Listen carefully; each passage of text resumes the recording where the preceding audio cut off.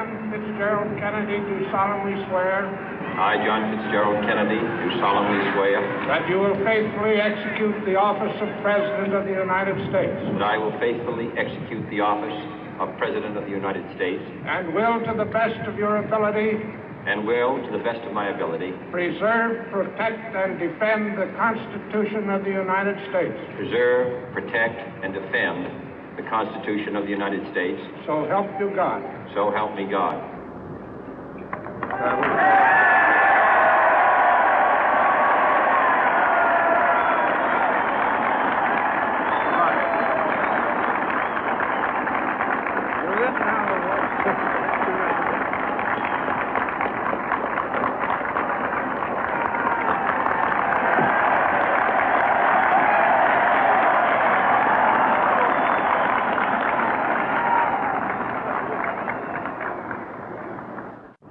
Vice President Johnson, Mr. Speaker, Mr. Chief Justice, President Eisenhower, Vice President Nixon, President Truman, Reverend clergy, fellow citizens.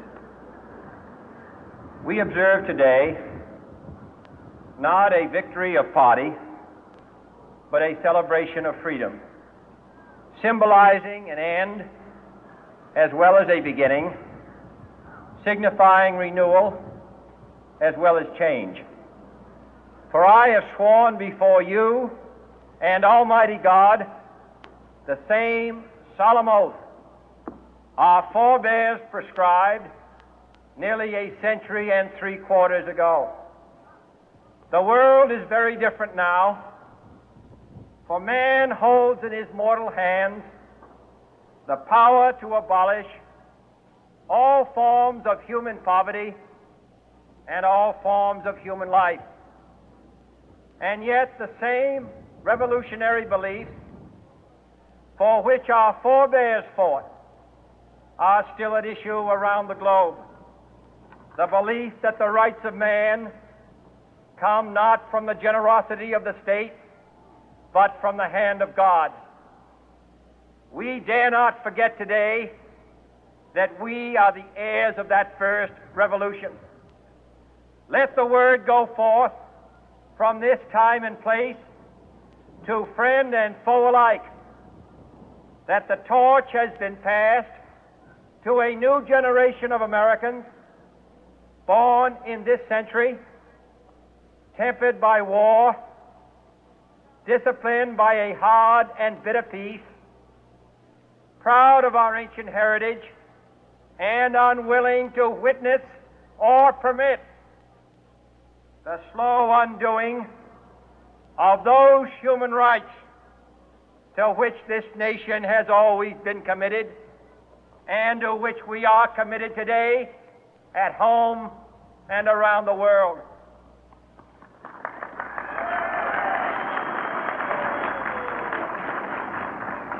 Let every nation know, whether it wishes us well or ill, that we shall pay any price, bear any burden, meet any hardship, support any friend, oppose any foe to assure the survival and the success of liberty.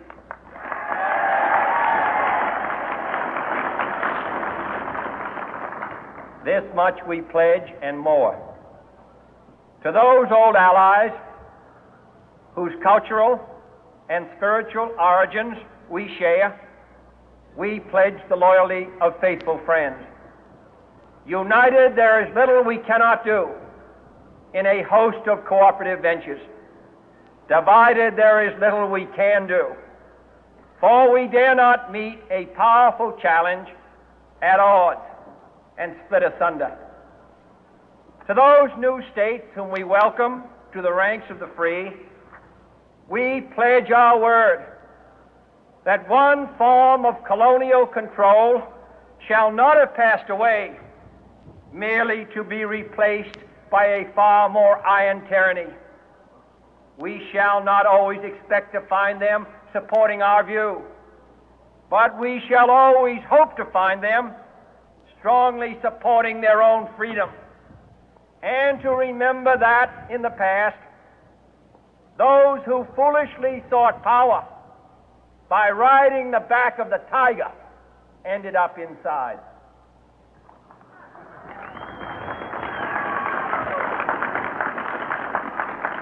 To those people in the huts and villages of half the globe struggling to break the bonds of mass misery, we pledge our best efforts to help them help themselves for whatever period is required, not because the communists may be doing it, not because we seek their votes, but because it is right.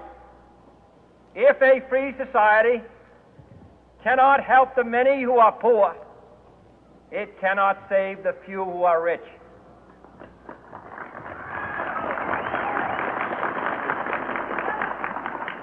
To our sister republics south of our border, we offer a special pledge to convert our good words into good deeds, in a new alliance for progress, to assist free men and free governments in casting off the chains of poverty. But this peaceful revolution of hope cannot become the prey of hostile powers. Let all our neighbors know that we shall join with them to oppose aggression or subversion anywhere in the Americas.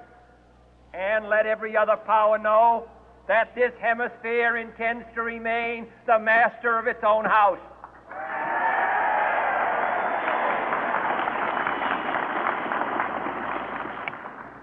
To that World Assembly of Sovereign States, the United Nations, our last best hope, in an age where the instruments of war have far outpaced the instruments of peace, we renew our pledge of support to prevent it from becoming merely a forum for invective, to strengthen its shield of the new and the weak, and to enlarge the area in which its writ may run. Finally, to those nations who would make themselves our adversary, we offer not a pledge, but a request that both sides begin anew the quest for peace. Before the dark powers of destruction, unleashed by science, engulf all humanity in planned or accidental self-destruction, we dare not tempt them with weakness, for only when our arms are sufficient beyond doubt can we be certain beyond doubt that they will never be employed. But neither can two great and powerful groups of nations take comfort from our present course, both sides overburdened by the cost of modern weapons, both rightly alarmed by the steady spread of the deadly atom, yet both racing to alter that uncertain balance of terror that stays the hand of mankind's final war. So let us begin anew, remembering on both sides that civility is not a sign of weakness, and sincerity is always subject to proof. Let us never negotiate out of fear, but let us never fear to negotiate.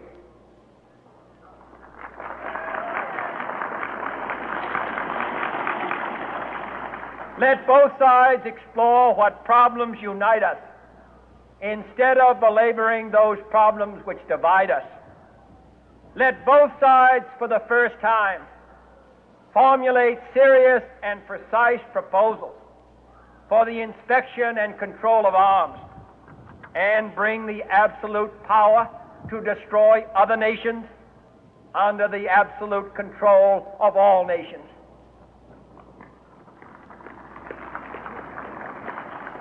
Let both sides seek to invoke the wonders of science instead of its terrors. Together, let us explore the stars, conquer the deserts, eradicate disease, tap the ocean depth, and encourage the arts and commerce. Let both sides unite to heed in all corners of the earth the command of Isaiah to undo the heavy burden and let the oppressed go free. And if a beachhead of cooperation may push back the jungle of suspicion, let both sides join in creating a new endeavor, not a new balance of power, but a new world of law, where the strong are just and the weak secure and the peace preserved.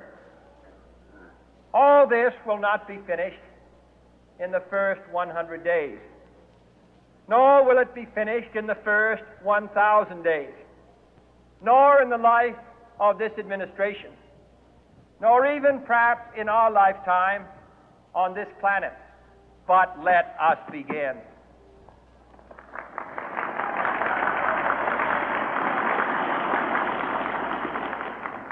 In your hands, my fellow citizens, more than mine, will rest the final success or failure of our course. Since this country was founded, each generation of Americans has been summoned to give testimony to its national loyalty. The graves of young Americans who answered the call to service surround the globe. Now the trumpet summons us again, not as a call to bear arms, though arms we need, not as a call to battle, though in battle we are, but a call to bear the burden of a long twilight struggle, year in and year out, rejoicing in hope, patient in tribulation, a struggle against the common enemies of man, tyranny, poverty, disease, and war itself. Can we forge against these enemies a grand and global alliance, north and south, east and west, that can assure a more fruitful life for all mankind? Will you join in that historic effort?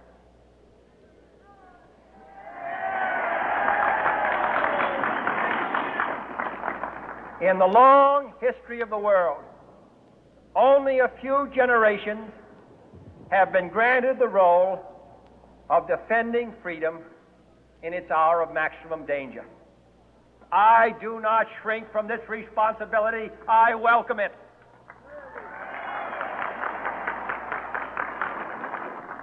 I do not believe that any of us would exchange places with any other people or any other generation.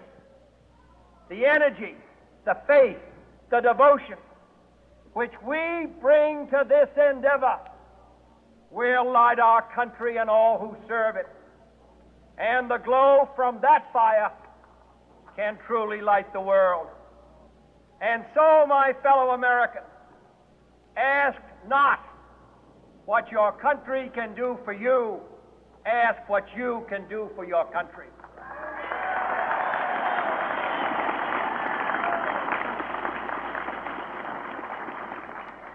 My fellow citizens of the world, ask not what America will do for you, but what together we can do for the freedom of man.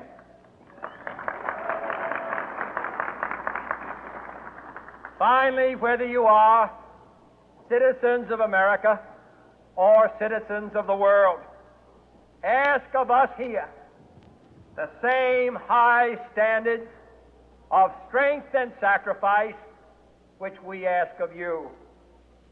With a good conscience, our only sure reward, with history the final judge of our deeds, let us go forth to lead the land we love, asking His blessing and His help, but knowing that here on earth, God's work must truly be our own.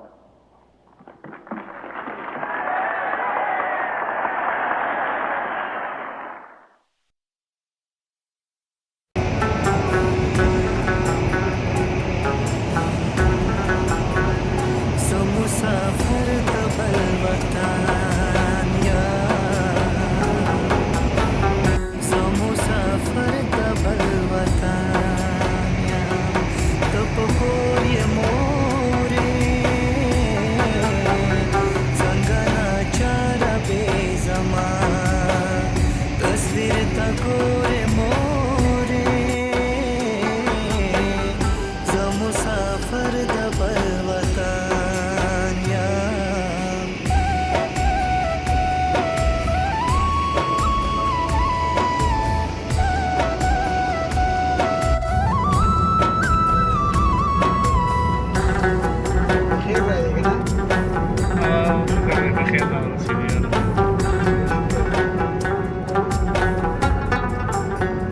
चितोर मखाम पुरा त्याराशी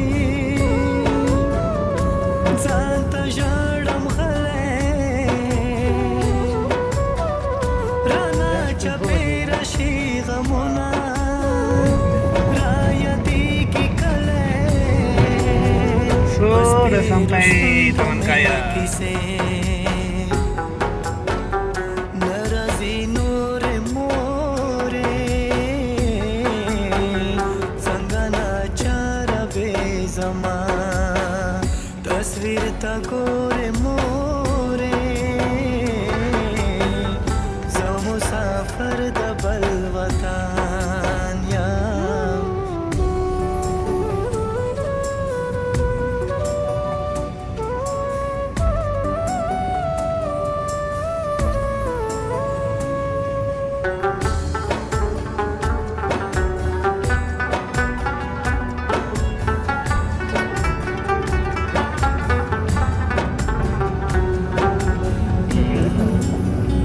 यो मजबूरी बलगारबी दा ओ वतन मो जंग दे जमाद प्लार निको मस्कान अगा गुलशन मोड़ंग दे जमाद जड़ा पो कबल जान बमुना उरी मोरे संगना चार बेजमा तस्वीर का गोरे